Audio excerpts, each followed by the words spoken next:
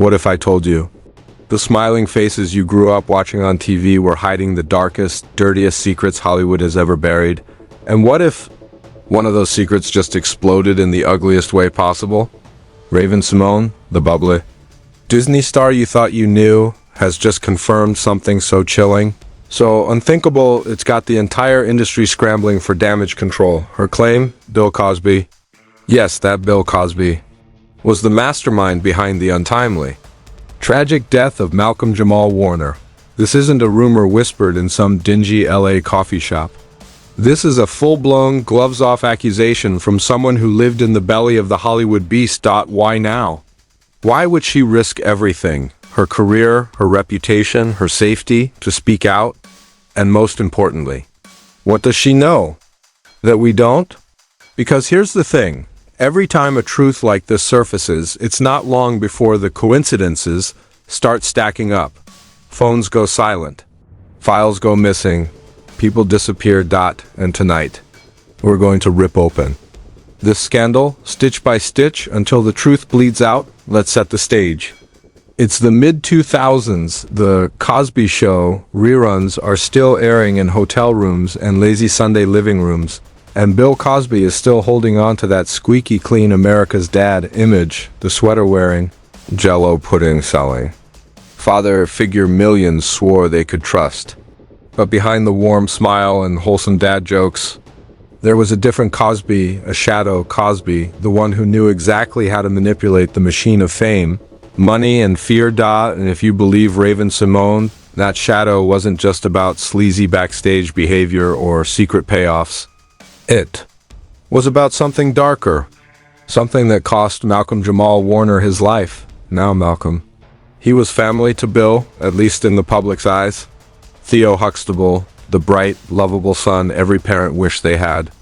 The two shared laughs on camera, interviews, charity appearances, the kind of chemistry that made casting directors cry tears of joy. But in Hollywood, family is just a script note, and scripts can be rewritten. According to Raven, it all started when Malcolm began asking the wrong questions. Questions about money that didn't add up.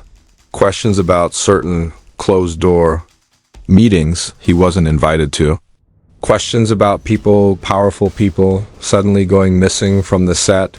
And the thing about Malcolm, he wasn't the type to let things slide. He was outspoken, stubborn, and had that dangerous trait in Hollywood, a conscience. He wanted answers. And answers are dangerous when you're poking around in Bill Cosby's world. That's when, according to anonymous industry insiders, the kind who talk with sunglasses on indoors, the tension started to build. Little snide comments from Cosby on set.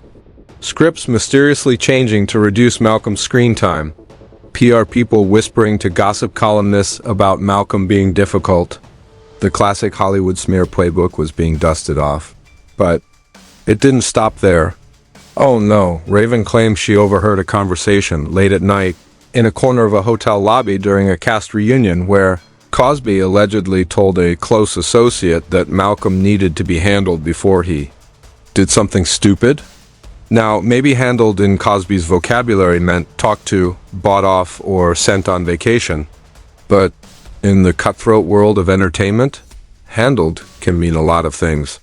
And almost none of them are friendly. In the months that followed, strange things began to happen. Malcolm's car was reportedly broken into twice, but nothing was stolen. An anonymous source claims they saw a black SUV following him around Los Angeles.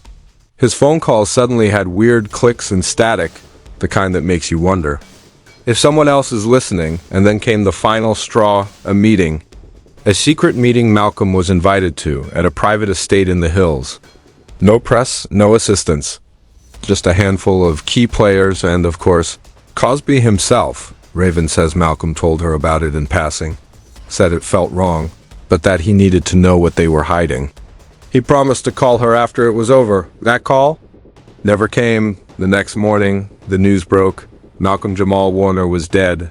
The official story? A tragic accident. Authorities wrapped it up so fast it made your head spin.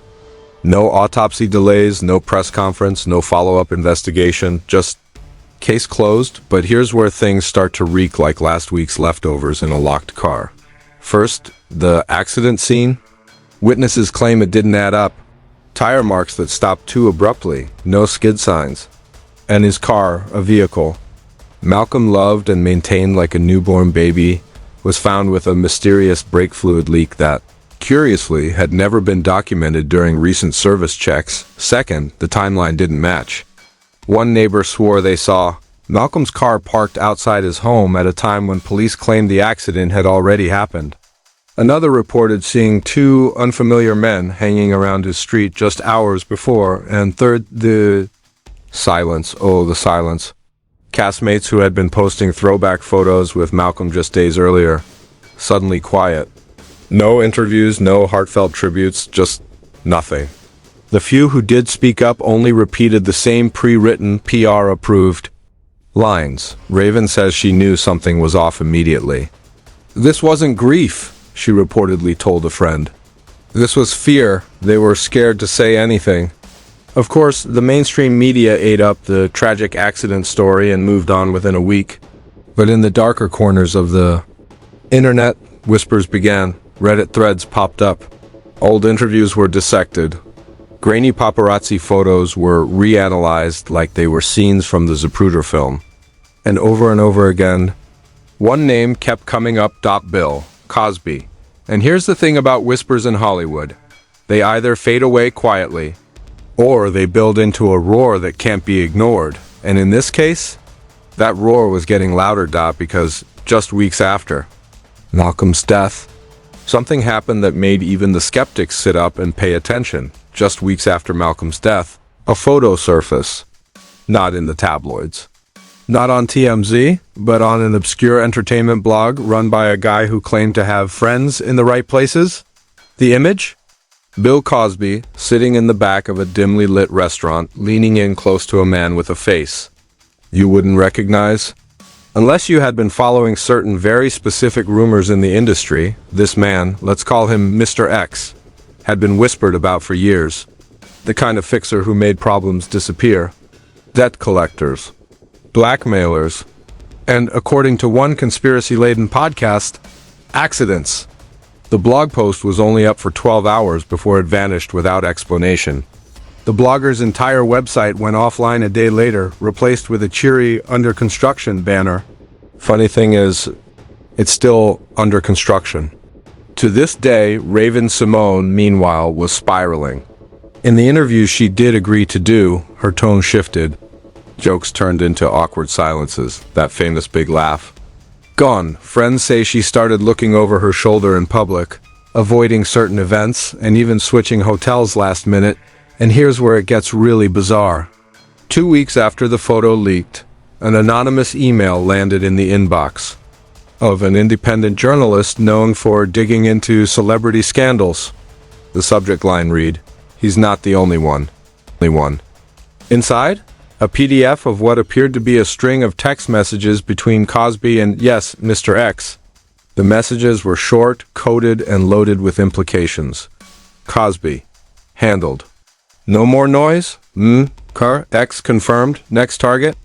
Cosby. We'll discuss in person. Keep it quiet. Were they authentic? Who knows? But here's the catch. The journalist who received them never got the chance to publish. 2 days later, her office was mysteriously broken into.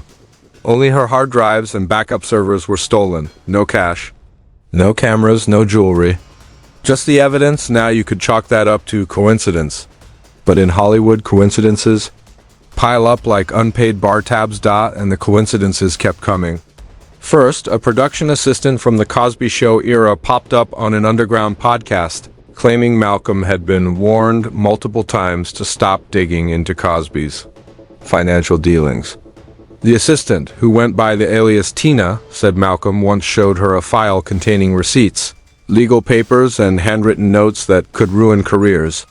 He told her he was going to confront Cosby with it. She swears. That file vanished from his home the same week he died. Second, a makeup artist who had worked with both Cosby and Malcolm recalled overhearing a heated argument during a commercial shoot. Malcolm's voice was sharp, almost shaking. "You think I'm afraid of you? You're nothing without that fake smile." Cosby, calm as ice, simply replied, "Careful, son. You have more to lose than you think." And third, this one still gives me chills, a former limo driver for. Cosby admitted in a hush-hush interview that he once drove Mr. X to Malcolm's neighborhood late at night, just days before the so-called accident. The driver claims he was told to wait 3 blocks away and forget he was ever there. By now, the whispers had turned into accusations. Online forums were connecting dots, conspiracy channels were racking up millions of views, and hashtags like #JusticeForMalcolm were starting to trend.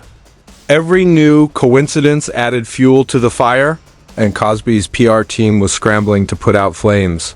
They could barely contain Dot, but here's where the story takes a turn from suspicious to downright terrifying. Raven herself started receiving anonymous messages, not emails. Not Demas' handwritten letters slid under her hotel room door. One of them read, "You're next. Stop talking." Another said, "We know where you are." She showed these letters to a close friend, who later confirmed to a small YouTube channel that the handwriting matched someone they'd seen working security for Cosby back in the day. The pressure was mounting. Raven's team reportedly begged her to let it go and move on for her own safety. But if there's one thing Hollywood underestimates, it's a whistleblower with nothing left to lose. In a now-deleted Instagram Live, Raven hinted at having backup files and a timeline that would prove everything. Thousands tuned in, only for the stream to cut out mid-sentence.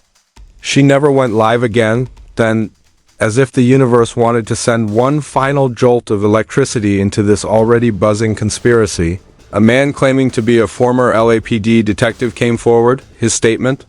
The case was closed too. Fast. Evidence was misfiled, witness statements were altered, and the brake fluid leak in Malcolm's car? That didn't happen on its own. Of course, no one in the department would officially comment. Retired cops are easy to ignore. But once that clip hit social media, the comments section exploded. People weren't just suspicious anymore. They were convinced, not in an official press release, not on some primetime news segment, but through, of all things, a leaked voicemail. An independent journalist released the audio, a gruff male voice identifying himself only as Special Agent Lewis, asking a source if they were still willing to testify about the Warner incident. The kicker? That voicemail was dated 3 days before the LAPD even declared Malcolm's case closed. Theories exploded. If the FBI was sniffing around before the police wrapped things up, did they already suspect a cover-up? Or were they part of it? Raven Symoné, for her part, had gone radio silent. No more cryptic posts. No paparazzi shots, nothing. Her fans started panicking, #whereas Raven trended for days. Then, like a scene ripped from a Netflix docuseries, a 47-second video surfaced on a shady file-sharing site. It showed Raven in what looked like a hotel room, whispering directly into the camera. "If you're watching this, something happened to me. Don't believe what they tell you. Look in the files." The folder is called Cosby. The video cut out, but not before a shadow moved across the wall behind her. Meanwhile, chatter about the folder went viral. Reddit threads speculated it contained everything: financial ledgers, call logs, even photographs tying Cosby to Mr. X and other Hollywood figures with a history of sudden tragedies. Some claimed the folder was already in the FBI's hands. Others swore it was in a safety deposit box under a fake name. Then came the courthouse rumor. An anonymous clerk alleged that a sealed indictment had been filed against an unnamed entertainment figure, connected to a decades-old TV show. The filing, they claimed, matched the timeline of Malcolm's death exactly. Of course, no names, no confirmations. Just enough to send Twitter into a meltdown. And as the online storm raged, more pieces started falling into place.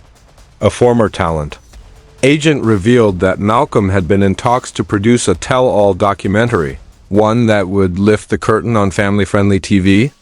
The agent said Malcolm had already interviewed several ex-cast members and crew, some of whom were terrified to go on record.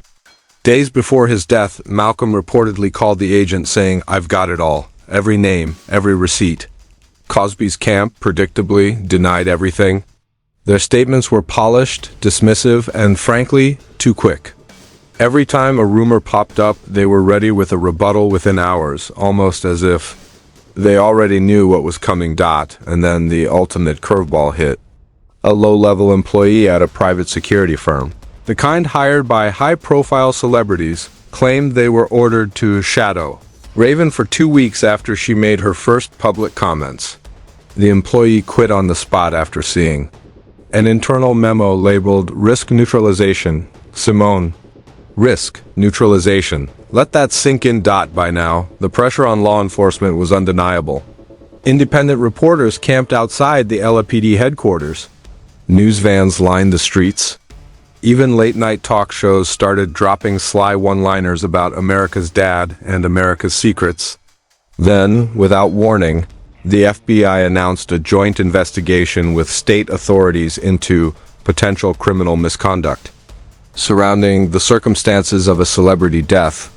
No names were mentioned, but everybody knew. The very next day, Cosby's legal team filed an emergency injunction to block the release of certain personal and professional documents. Translation: they were terrified something was about to go public. And here's where things took a cinematic turn. On a quiet Thursday night at 2:14 a.m., a Reddit user posted what they claimed was one page from the folder. The image showed a grainy photograph, Cosby, Malcolm, and Mr. X standing together at what appeared to be a private charity gala. The timestamp in the corner? Just 5 weeks before Malcolm's death, the post stayed up for 13 minutes before vanishing. The user's account was deleted. And yet, screenshots were already spreading like wildfire. Suddenly, everyone had an opinion. Some said the photo was doctored. Others said it was the smoking gun. Conspiracy channels uploaded hour-long breakdowns, zooming in on every pixel, pointing out reflections, analyzing body language. One theory even claimed you could see a hidden hand signal in the way Cosby was holding his drink. And through it all, Raven remained silent. Until she didn't. In what is now the most watched live stream in her career, Raven appeared on a dimly lit set, wearing a hoodie and speaking directly to the camera. This isn't just about Malcolm. It's about all of us. You think the scandals you hear about are bad? You have no idea. If something happens to me after tonight, know this: he wasn't working alone. The stream cut off after 6 minutes, no explanation, no follow-up, and my friends, is where the trail goes cold. For now, because in Hollywood, the truth doesn't just hide, it's buried. And the people with the shovels? They're the ones smiling on the red carpet. So, what do you think? Is this just another wild Hollywood conspiracy, or did Raven really blow the lid off something darker than we can even imagine? Because if even half of this is true, we're looking at the biggest scandal Tinseltown has ever tried to bury. Drop your theories in the comments. I'm reading everything. Smash that like button so more people see what they don't want you to know, and hit subscribe, because trust me, the next truth bomb, oh, it's coming. And you're not ready. Not ready.